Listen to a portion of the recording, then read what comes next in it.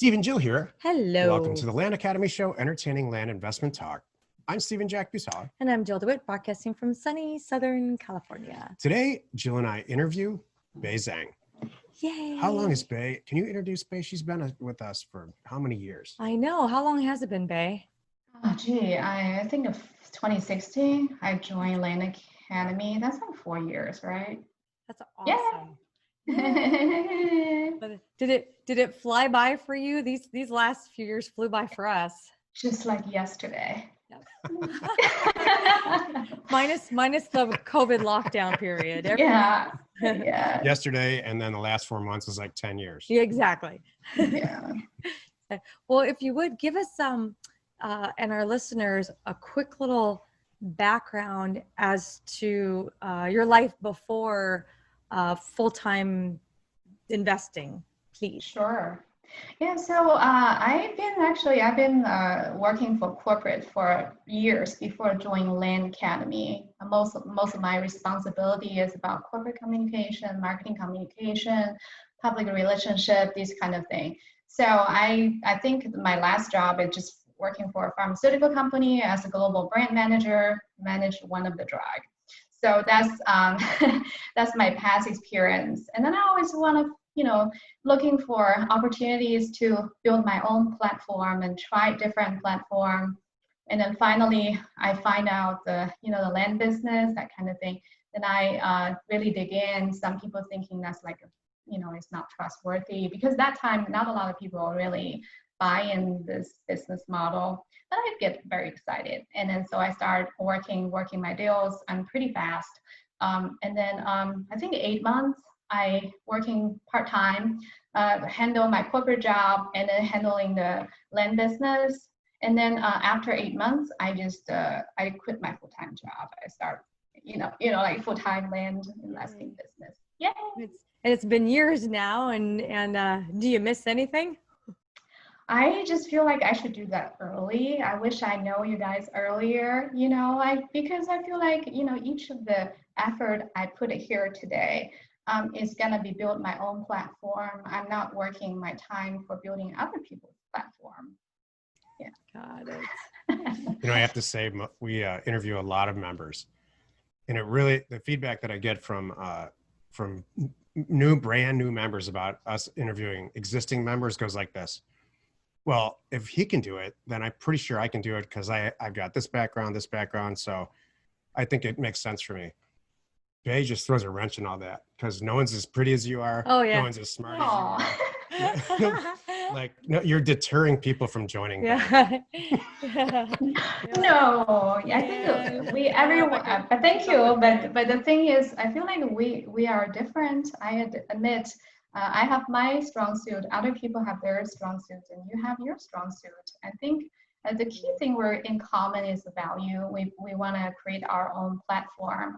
Definitely, once you're serious about this, this program, follow what just Land Academy's processes and that kind of thing.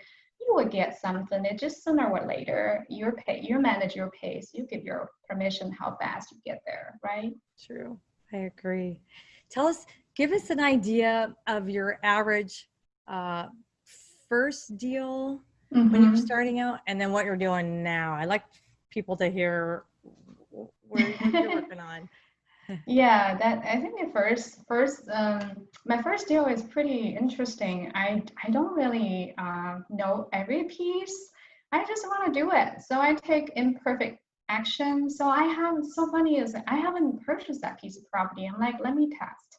I put it on Craigslist in that time, and just right away there has people wants to buy that piece of property. And my husband, he looked about that, that area. He said, that's the least area I or imagine myself would be there.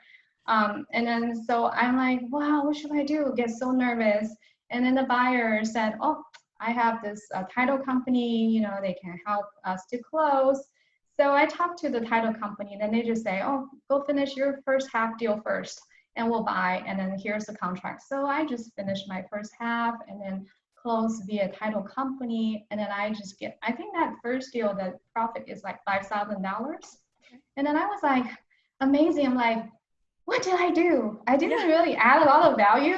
Why I deserve $5,000? I keep asking myself the question myself. Seriously, that's the first deal. And then right now I don't feel like that way.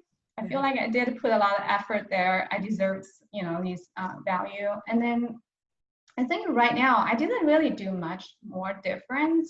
It's just because I keep doing this for 4 years. So I kind of know, like using Steve's words, acquisition confidence. That is just make me feel like whenever I know the market, repeatedly, I know that market. And then when I see it, I just like, okay, I'll buy it. I always get a control of the property first. I mark it. And then because I know. Other than deal experience, how did you develop that acquisition confidence? Because that's about the market feedback. So you're gonna, without sending the mailer, without doing some of the talks with the seller or the market, you don't know. Even though we can learn from the Zillow or Realtor.com, but when you're facing a real deal, I think that's probably a lot of people, they don't want to pull that trigger because they don't know what if I end up with this lot and that kind of thing. But once you know the market very well, at least I'm gonna sell this. I know how do you say, you know how much I'm gonna out of the deal. What's the worst scenario for that? You just buy it. So I think that's just came from the, repeatedly you doing something in the same market again, and you get your database for the buyers and those county zoning. That's very important. Mm-hmm. That's great. And that's what you have. That's great. Thank you. But Jill has acquisition confidence like nobody I've ever dealt, no partner I've ever had. Thanks. She has it because, not so much because she knows she's making the right decision based on data. She doesn't care what happens afterwards. She's going to solve it. True. That's where her confidence comes from. Like, whatever problems happen, I can talk my way out of it. We'll figure it out. Mm-hmm. Yeah, thank you. So your first deal, so you were averaging $5,000. Is it like 5 for 5, sell for 10, that kind of a thing? Or is it even lower? I think I brought it for $2,000 and then I sold it for $7,000. Fast forward me to today. Mm-hmm. Like what's your average deal right now? I think the average deal, I have a variety of the deal. Basically, I think what I'm thinking is I think everyone has their goals. When I listen to other people's goal in our group, I think some people are quite, like ambitious, 1 million, 2 million, multi-million a year. But for me, my philosophy is to earn money happily every day. Because if this is gonna be my career, I have a good mentality body. So I don't really push myself too much about the dollar goal, that kind of thing. So I kind of feel like there has a couple area I want to build my passive income stream. I know it's not totally passive, but kind of like a term deal. And they're probably the size will be smaller. But also I do have a cash deal. Maybe 1/3 of my portfolio is cash deal. So it varies. I think a lot of times it's probably the profit is like 6,000, 7,000, something like that. Okay. In that range. And once in a while, I can get a home run. Like buy for 6 and sell for 40 kind of thing?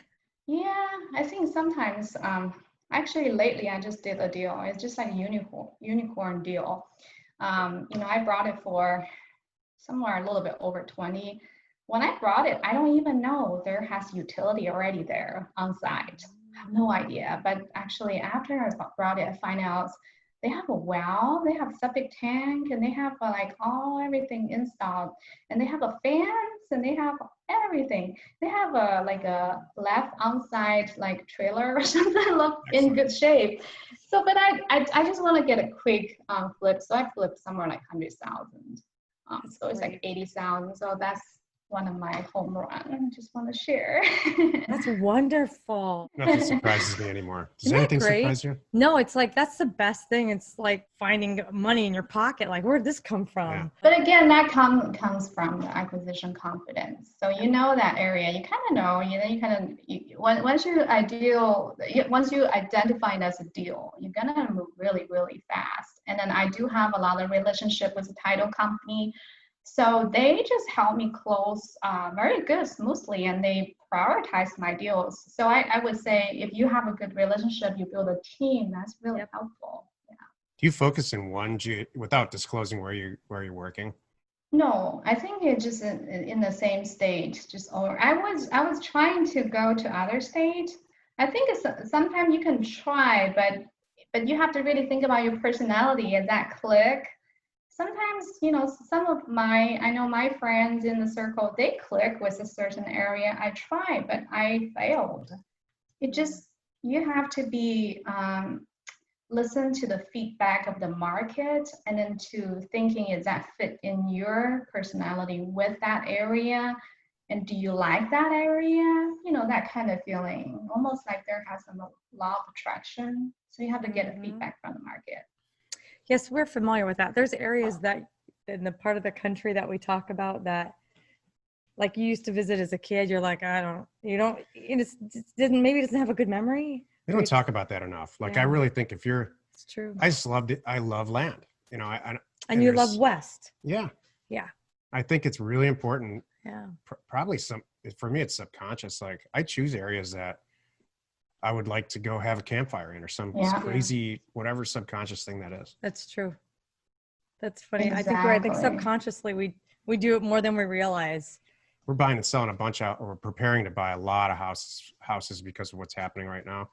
And I'm for the first time picking areas where I would live. Mm-hmm. Wow, nice.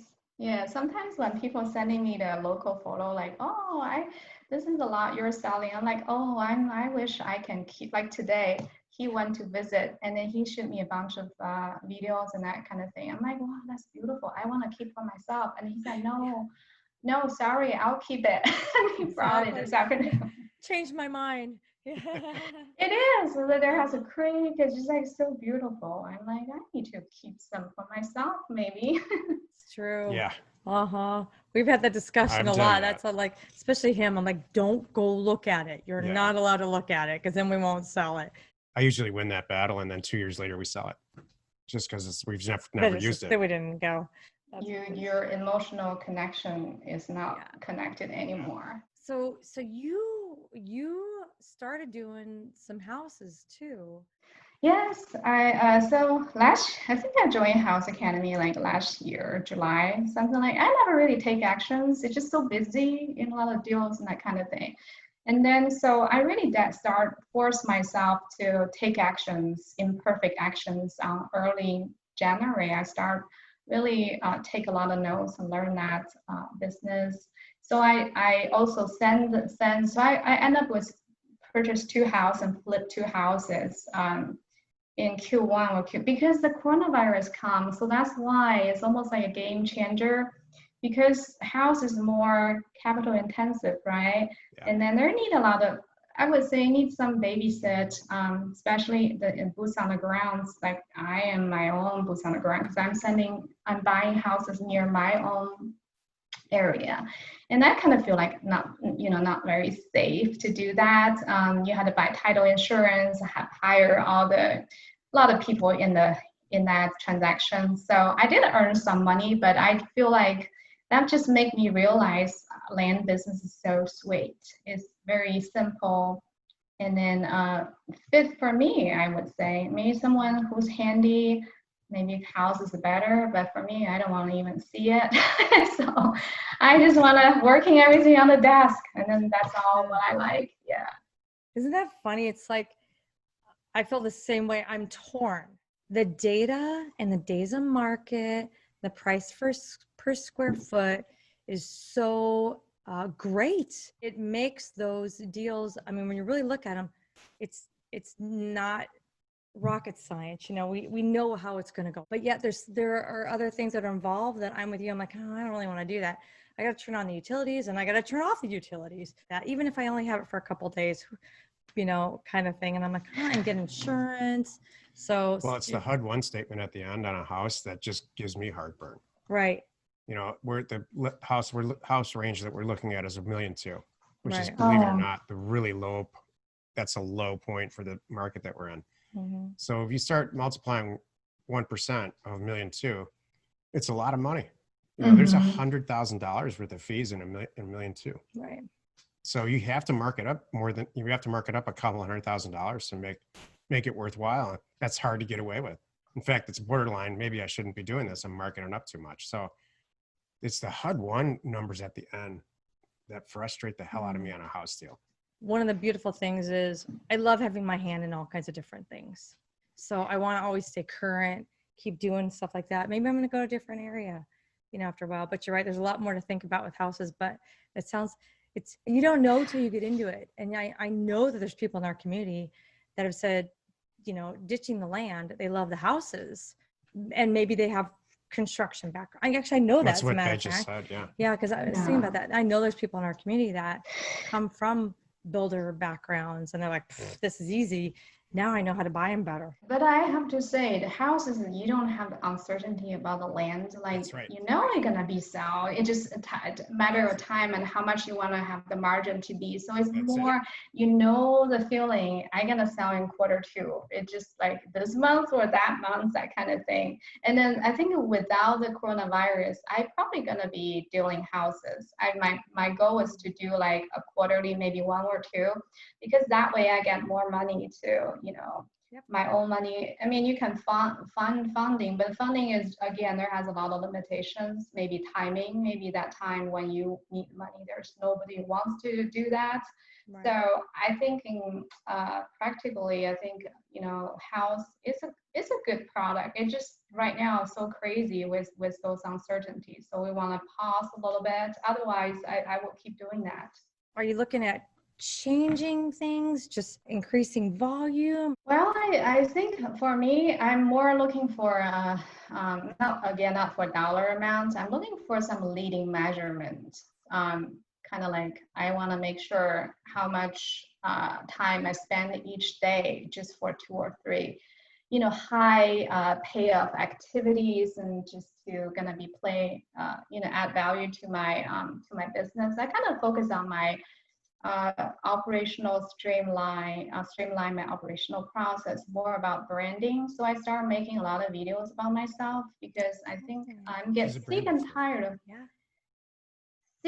of the people, you say, oh, how can I trust you? Oh my gosh, you live here, I live here. How do you close? Like, they ask me a lot of questions, and then I know I did a lot of videos for like Google Live video for property, but they heard about my voice. So now I'm scared about showing my face at first, but now I'm like, what's the big deal? I'm going to show who I am. I'm the founder. So what? I'll let you. You know, that kind of thing. So I'm trying to basically go back and just making more of the branding effort, and then streamline my operational process.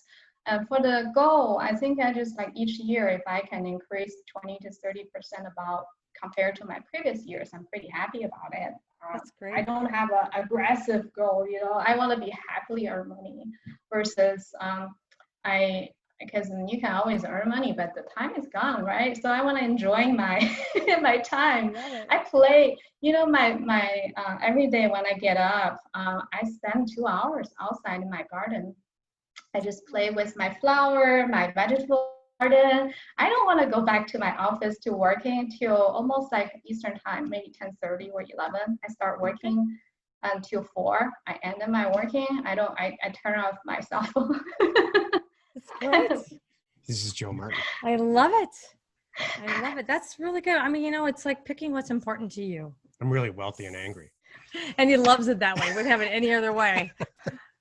Well, the thing is, I think on year 1, I work so hard. I just feel like I work get up like almost 6 o'clock in the morning, work like 5 p.m. And then whenever people call me, I answer the phone, even in the dinner time. And then, but I feel that's not sustainable. I mean, for new member, maybe they should do it. But like for a lot of people like me, stay in the business for a while, you kind of know, you know, what gonna expect it, and you want to manage your life and make sure, you know, your life is healthy, you're mentally healthy, because every day there has a lot of bad things happen. Can you do 1 or 2 deals a month really comfortably? I do more than that. So far, I did like a 70, 74, 75 deals this year. So it's a crazy, like, That's a lot. So 10 a month. From April. Yeah, So you can something play in like your that. garden and do 80 deals, 10 deals a month. Yeah, that's why I'm saying you have to really focus on the 2 to 3 more highly paid off activities. So I will make a list. So just say you're gonna get these 3 things done. You can play how long you. But these things you're gonna done. Otherwise, don't play. So I have to force myself, to treat my comfort time to just get those hardcore things done. And then that's why operational is really fast. I think is much better than years ago. And then I get a lot of consistent feedback from my seller and buyers saying, "Oh, your process is really smooth and simple. We like it," that kind of thing. So yeah, pretty fast. So you can accomplish this through branding and operations efficiency. Here's what I heard. Base normal operation is like this. Wake up, get some tea, go to the garden Yeah. for 2 hours. Work from 11 to 4ish. And in that time, and I'm sure she has her weekends and her fun with her family, she does, let's say 10 deals a month. We're going to say you're doing between, I don't know, $5,000 and $10,000 a deal. So you're easily making, like $100,000 a month at that nice pace. And I think it varies on the deal size, but I think with the number of the deals, and then I think overall by the end of the year, you will see there has a little bit increase compared to last year, that kind of thing. Exactly. So a lot of my deals, again, is a term deal. So I don't really know how to calculate that. So because I do offer a lot of financing. I know it's kind of like, I know, Steve, you don't like it, but in a way, I kind of feel like I give them a choice. I used to do a much longer one. Now I do shorter one. I feel like I want to. That's good. Cool. Now I understand. Mm-hmm. I think that's a great model on terms. And if you have a system in place to manage all that, I think that's fantastic. Exactly. If there's a default, happens to be a default, you put it back into a system somewhere, it goes back out there, you resell it and go through the whole thing. Right. But the key thing is, I think if my suggestion for other members is just like, if you okay with a mentality to match dealing with a lot of people has a lot of problem, the buyers for these kind of things, you're gonna deal with a lot of those kind of thing make you feel unhappy. If you have that mentality, just do it. If you don't, do cash. Cash is so easy. Yeah. They get hung up on, okay, do I have, certain states have certain extra rules when you're doing owner financing and recording or not recording and then taking back the property. And that's a really good point to make. If you're really new and starting out on this, just do cash. And you could even put in your name as you're starting, make it super easy. Do you have you obviously have somebody who's answering the phone and dealing with defaulted property and then no. Her name is I should, yeah, I should hire someone. I've been lazy to thinking about this, have someone to build that system. I mean, I built my other system for almost like customer service, but not for these kind of things. So I'm gonna handle myself. This might be trigger me to think about I should hire someone. I've been lazy for thinking about this. Well, that's how easy it is for you. It's a flip of a switch if you want to double your stuff right now, if you want to. So that's nice. I think eventually we should hire someone more. But it's just like I've been lazy to thinking about how to train them, because I did that. I failed a couple of times. I gave up. I feel like if you hire someone trying to sustainable, they get that skill set. If they get that skill set, probably they will not satisfy with how much you pay them unless you pay a lot more, and then you will be not satisfying about how much you pay them. and then you have to really think about. But I know some people they do that. I think that's a good mentality. I should start rethinking that. Yeah. Good. You know what I was thinking, the number one, looking back on all the positions and different things that we have, the number one person that if I were in your shoes right now that I would hire is what they do one job, and that is follow these transactions through escrow. That's it. on both sides. On the buy side and the sell side.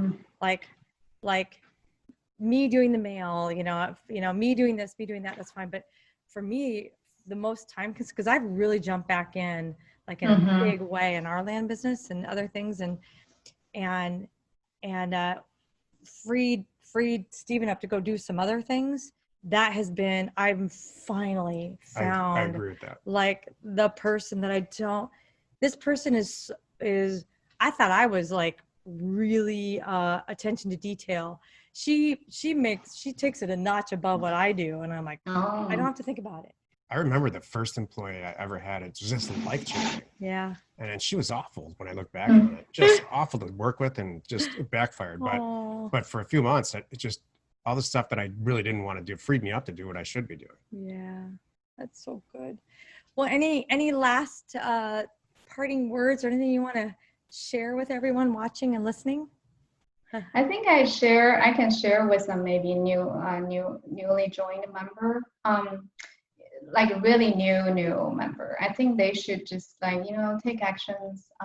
There is no such moment called perfect moments. So once you already complete some of the program, all chapters, and just move on, and then let the take actions to closing the knowing and doing gap. And I think that's the first thing for a newbie person. And then the second thing I think that really works is for everyone. I think it's just manage people's expectation.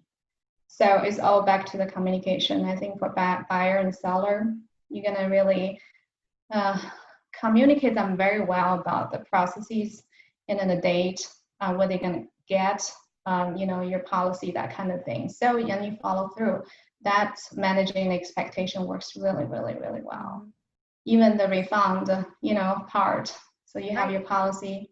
So that way I don't get a lot of a dispute, that kind of thing. I like it. Great advice. So good. You gave me ideas for next week's podcast. I feel like managing expectations actually is just like fit for almost every situation. This is years ago, when I did my market research in the market research the department. So one of the senior peer, he said, well, you're gonna manage expectations for your internal clients and then that kind of thing. And then I just feel like, whoa, that is something, is my golden nugget. And then I take that for even for today. That's probably happened 7 years ago. I heard about his comment. It's because once you leave people in the dark, they don't know what to expect, and then everything gonna be fall down. Because we're talking about operational excellence, right? If you don't let them know, and they start guessing, they start saying, oh, she is, I don't know who she is. She might be, I don't know, some bad negative thoughts started, and you don't let them to thinking. You start give them all the communications message, managing when to receive what, that kind of thing. Yeah. Well, thank you, Bei Zhang. Happy you are here with us today. Member extraordinaire. Yeah. And gosh, we're so happy to have you. And I'm sorry we're not seeing you this October. We've seen October you the last couple years in a row. So in case you didn't know, I moved it to right now, beginning of March, like the first weekend of March is when we're probably gonna have our live get together, if all goes well. That's the plan. So we'll keep you posted, because I'd love to. This is so fun for the live event. I think it's just so bad this year we're not able to refresh our mind and meet with the everyone there. I think March, if everything goes well, I will go. Good. Otherwise, yeah. I'm counting on you, Bei. Yeah, I'm counting on everyone controlled. That's right, exactly. I do have a question for you. Sure. So I just feel like you guys are amazing. You did a lot of these property buy and sell, and also managing the whole group, and all kinds of things. How do you manage those negative moments, like when something unexpected happened, negative surprise? How do you adjust yourself? I always struggling sometimes for that. You want to go first? I can answer. Okay, you go. Jill and I, and I'm patting both of us on the back, have different ways of doing things, but we have the same goal.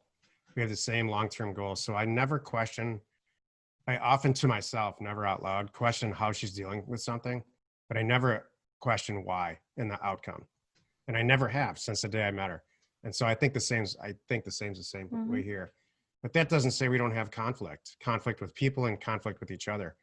And what we have learned to do throughout the years, especially the Land Academy years, because there's so much additional stuff to do, is to have confrontation very quickly, make each other's point, whatever. Nobody's there to win any argument. We're just trying to get there to get out of it and get whatever we need to do to get done.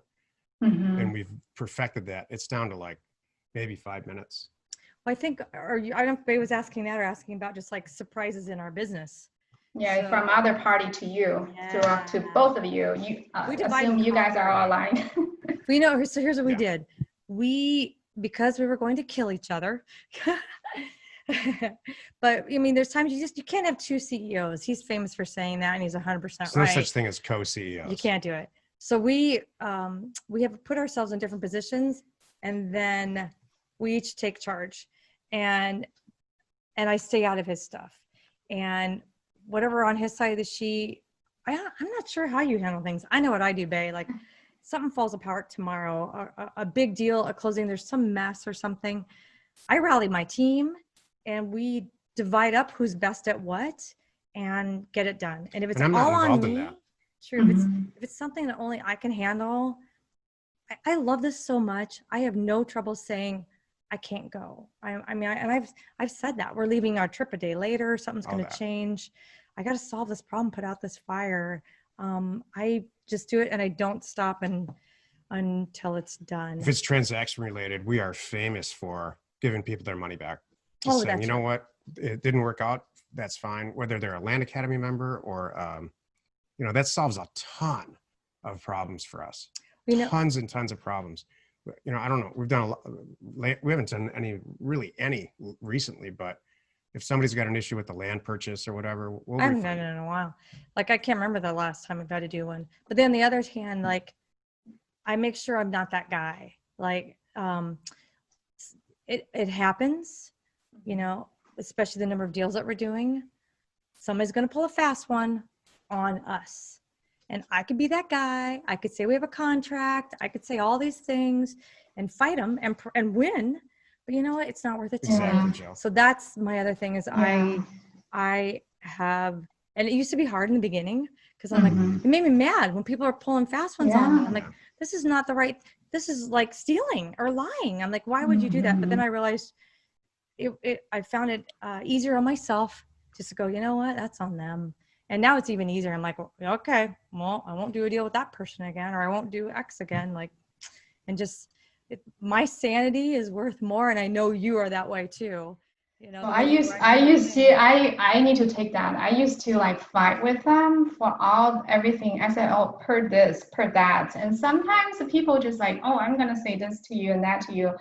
I just feel like, okay, you're not worth my time. Okay, bye. Here's the thing. And then I did reason too. I'm like, and then I delete them from my buyers list and they're gone. I'm like, I'm not gonna deal with any business with people like this. So I kind of feel like, though, but I mentally feel like it's worth it almost like, yeah. On my side, I have to I don't have to. We chose these positions that we're in. We didn't like give them to each other. On my side, I deal with the Land Academy customers, land investor people, land tank, all of that, the tech part of it. And so after 5 years of doing this, I can tell what's going to happen with a handful of members. At any given time, we have maybe 2 or 5 people in our environment that are either members or not members that I can tell you what's going to happen 4 months from now if we let this go on. So I very politely, before confrontation ever starts, just ask them to leave. And or just dip it in the bud. Just be honest. Okay, we're going down the wrong path here. It works out really well. And then once you do that, we're going down the wrong path here. Is that really where we're trying to go? Usually people are going to go, oh, that's not what I meant. Great, glad we're on the same page. I mean, I think I would call that managing expectations. That's exactly what you just said. Yeah. This behavior. It's always with customer service for us, where there's always 1 or 2 people in our group that take up 40 or 50% of the time of the customer service. And it's not that they really need. It's not that they need more information. That's just their personal. That's their personality. And so we don't any longer have to deal with that at all. Okay. No, am I getting? Yeah. She asked me a No, question, it's a Joe. good I'm not. question. Am No, I too heated up No, about it? you're I'd good. really like to know. no, it's all good. She's kicking me under the desk. I'm just you're good.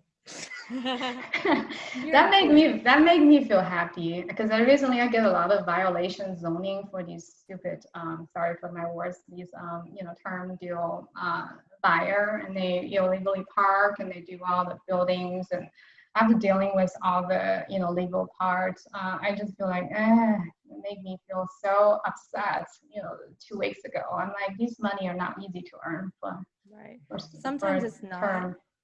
And I agree with you. And that might speed up your assistant right there. Yeah. Mhm. That's what I was thinking too. And because you can afford to have a buffer Yeah. too. Mhm. And it's like when you first start and you get Pat Live, you take enough of those phone calls, you're like, all right, I don't want to do this anymore. I'm going to hire somebody like Pat Live. And then they can weed through the phone calls and you're like, oh, it changes your life. So You should split that test too. it. We split test stuff. We're about to split test inbound phone calls through an outsource and an internal and see if the numbers are any different. Mhm. Yeah, it's good. And also the last question I have is like lately I realized like this year at first I thought the sales gonna be drop really fast, but actually it goes up pretty strong, better than last year. What do you see the trend? You thinking is going to be keep that or gonna be drop? What would be your So I, like you, had the same, and I was pretty vocal about it, had the same opinion. I really thought it was going to send this into a tailspin, and it didn't. The exact opposite happened. It strengthened the market, both housing and for land. And it's Mhm. because people are moving out of the cities, which I never anticipated. And the prices in the cities are going down or staying the same. So the people who have always wanted to live in the city, who don't really care about the COVID scenario, are moving in. So there's a lot of volatility in the market. A lot of people are buying and selling. And I see that happening until this foreclosure thing kicks in. And it won't happen overnight. They'll tell us the end of this forbearance is coming. We have 60 more days. We are going to start foreclosing. That's when we're going to really chill out on our acquisitions, wait to see what happens. Maybe I'll put a garden in the house. I don't know. It's a good idea. But we are going to see a dramatic decline in a dramatic increase in supply specifically for houses. And the demand is not going to be able to keep up with it, which is going to make prices drop. And the last time this happened, that's when Jill and I did really well. Yeah, I'm not worried. Mid 2021. I'm What excited. about for land? Do you think land would be the same thing or doesn't really relevant? No, I don't I think think our acquisitions are going to get better. land won't. This Yeah. doesn't apply to land at all because there's no debt. I keep watching acquisitions get better and better. There's Yeah. people, this too, Bei, I'm sure. I just told 2 guys today, I'm passing. I am walking away because our numbers, we're not on the same page number wise. And I'm waiting. I'm watching my watch because they're going to come back. Because in 90 days, we're going to be closer on the same page. I'm sure of it. And so that's what I'm excited for. And I'm just picking the good ones. Wow, looks like everyone's so busy for good thing. It is so good. Yeah, it's just like a matter of time. Do we have time to manage? I think managing our time is so important now. That's it. Just, and I love your whole philosophy too, because I believe in that too. Enjoy what you're doing. If this makes you miserable or there's something you hate about it, it's I don't think you can sustain it. At least not and not have relationships outside of work because you're not going to be a fun person. So exactly, you have to make yourself happy, and then not always you have to deposit something in yourself mentally, right? And then you have more energy and creativity gonna come up, and then you start doing your little thing like really productive. That's what I feel. Exactly. It's funny about the garden. I own 1 live plant. What? I got it from my next door neighbor on my birthday this year in July. Oh my gosh! I don't pot. believe you. I'm like, Renee, she has a beautiful garden. I'm like, how do you do that? And she's like, what are you talking about? I'm like, oh, Renee, I can't do anything. So she gave me this plant in this little pot. And she says, and it's a little thing. Just give it like 2 teaspoons of water, like every 5 days. And I do. I have a little plastic teaspoon in there to keep me to remember just how much, and it's doing okay. So no way we're going to have a garden anytime soon. But if we do, that's good we'll specific advice though. Yeah, garden. Yeah. And then the other thing what I do is funny is I used to be really, really messy. really, really messy when I was in my 20s and that kind of thing. And then, but when I come work at home full time, guess what I change? I make my desk, there's no paper. Yeah. Like everything is all like clean. These are paper, but they're different. We're that way, Yeah. too, Desk. both of us. So anyways, I feel like, hey, I feel like I clean my heart. I can do things really productive. And then I start organize my kitchen, make everything is like almost like a workout and that kind of thing. That's my routine in the morning time. After I did these kind of routine, I feel like I'm full of energy to kind of do my business, real business. Exactly. That's perfect. Yeah, it was fun. Awesome. Well, thank you, Bei. And thank you everyone for tuning in. We hope you find our content valuable and we appreciate your support. If you haven't already, please check out our YouTube channel and hit the subscribe button. And your comments and suggestions help us to create the type of content that you're here for. Hitting the like button on your favorite episodes like this one helps you to support, helps us to support the channel's algorithm and gauge your interest in future shows. It's all about the data. We are Steve and Jill. Information And inspiration to buy undervalued property.